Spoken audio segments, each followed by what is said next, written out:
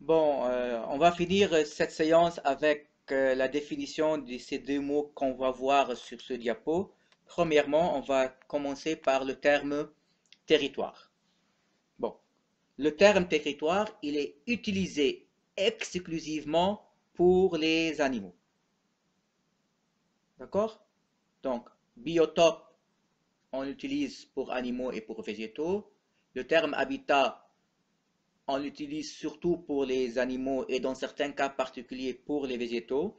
Mais le terme territoire, on l'utilise essentiellement, voire exclusivement pour les animaux. Donc, par définition, c'est quoi un territoire? C'est l'espace où vit un animal.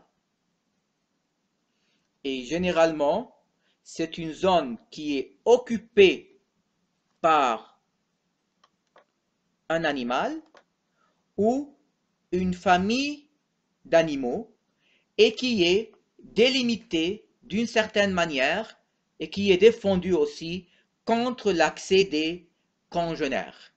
Donc, généralement, les animaux territoriaux, ce sont des carnivores. Ce sont des animaux qui défendent leur territoire. D'accord? Donc, par exemple, là, sur ce planisphère, on voit par exemple le territoire des loups, ok? D'une des espèces des loups.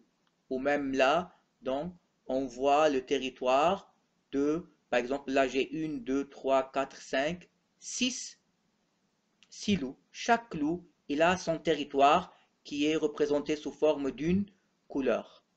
Ok. Un loup avec, bien sûr, sa famille, sa bande, son groupe, une femelle ou plusieurs femelles avec le petit ou autre. D'accord? Donc, on a par exemple là 6 territoires pour 6 loups. D'accord? Bon, maintenant, si je prends par exemple lorsque je dis c'est un territoire qui doit être défendu, qui doit être d'abord bien délimité. Donc, un territoire, il est limité comment? Donc, on va prendre par exemple le cas des êtres humains. Chaque pays est un territoire. Par exemple, le territoire libanais, il a ses frontières. Il est délimité par ses frontières. Donc, les animaux, par exemple, euh, un ours, comment il délimite son territoire? Il va frotter son corps contre un arbre ou bien contre une roche pour laisser son odeur et marquer son territoire. Comme ça, si un autre ours va venir pour entrer dans ce territoire, dans cet espace-là, il va sentir son odeur, il va savoir qu'il y a quelqu'un qui règne sur ce milieu-là. Donc, s'il entre, il va y avoir quoi? Des problèmes, un confrontement, et le plus fort, il va bien sûr gagner à la fin. Donc, pareil, par exemple, pour les loups, ils marquent leur territoire par l'odeur de leur urine. Donc, l'urine sur dans certains points pour délimiter leur territoire. Et ainsi de suite. Bon, voilà. Généralement, par exemple, si je prends le cas des oiseaux, surtout certains oiseaux, par exemple, ne sont territoriaux, ou bien certains animaux ne sont territoriaux, c'est-à-dire qu'ils ne défendent leur territoire que dans certaines périodes. Par exemple, pendant la période de reproduction, ou bien lorsqu'ils sont en train de garder leurs petits. Donc, on va prendre par exemple le cas des chats. Si tu vois un chat, tu le vois dans un milieu, tu viens le chasser, il part. Mais pendant la période de reproduction ou bien au moment où la femelle est en train de prendre soin de ses petits, si tu viens la chasser, tu ne vas pas pouvoir la chasser. Elle va se défendre. Donc là, elle est territoriale pendant une certaine période. Mais en général, lorsque je dis territoire, par définition, c'est quoi? C'est l'espace où vit un animal.